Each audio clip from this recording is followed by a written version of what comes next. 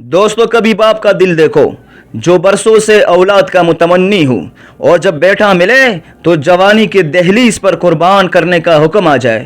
یہ کوئی عام آزمائش نہیں ہے، یہ وہ امتحان ہے جو عقل، جذبات اور ایمان سب کو ہلا کر رکھ دیتا ہے۔ یہ ہے حضرت ابراہیم علیہ السلام کی وہ قربانی جس نے بندگی کا وہ معیار قائم کیا کہ آج تک ہر سال قربانی میں اس کی یاد تازہ کی جاتی ہے۔ حضرت ابراہیم علیہ السلام کی زندگی کا پس منظر، حضرت ابراہیم علیہ السلام کا لقب مبارک خلیل اللہ ہے، اللہ کے دوست۔ زندگی کا بیشتر حصہ آزمائشوں میں گزرا، قوم سے مخالفت، آگ میں پھینکا جانا، ہجرتیں، بے اولادی، لیکن دل ہمیشہ اللہ کی رضا پر راضی رہا۔ حضرت اسماعیل علیہ السلام کی پیدائش، لمبے عرصے کی دعاؤں کے بعد حضرت ہاجرہ رضی اللہ تعالی عنہ کی بطن مبارک سے حضرت اسماعیل علیہ السلام پیدا ہوئے۔ یہ نعمت اللہ کی طرف سے عطا کی گئی۔ ایک بوڑھے باپ کو جوان بیٹا ملا، لیکن اسی بیٹے کو ذبح کرنے کا حکم آ گیا۔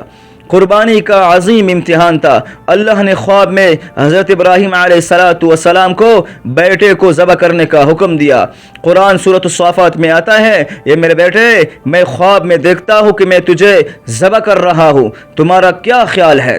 حضرت اسماعیل علیہ السلام کا جواب کیا تھا؟ اے ابا جان، جو آپ کو حکم دیا گیا ہے وہ کرے، انشاءاللہ آپ مجھے صابرین میں پائیں گے۔ یہ جو آپ صرف اطاعت نہیں ایمان کے معراج ہے، یہ جواب صرف اطاعت نہیں ایمان کے معراج ہے۔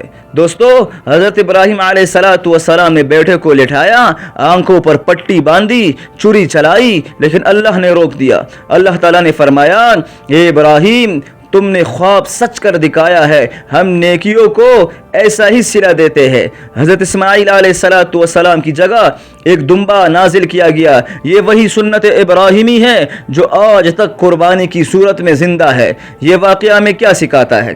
ہمیں سکھاتا ہے کہ اللہ کی رضا ہر چیز سے مقدم ہے، جذبات سے، رشتے سے، حتیٰ کہ اولاد سے بھی۔ ایمان، اطاعت اور صبر کا جو معیار حضرت اسماعیل علیہ السلام نے قائم کیا وہ قیامت تک کے لیے مثال ہے۔ اب اگر آپ کو یہ ویڈیو ایمان کو جگانے والی، سبق آموز، دل کو چھو لینے والی لگی ہو تو ویڈیو کو لائک کرے، شیئر کرے اور ہمارے چینل کو سبسکرائب کرے تاکہ دین کے عظیم باتیں مزید لوگوں تک پہنچ جائے۔ یہ اللہ ہمیں حضرت ابراہیم اور اسماعیل علیہ السلام جیسا صبر اور اطاعت اور قربانی کا جذبہ عطا فرما۔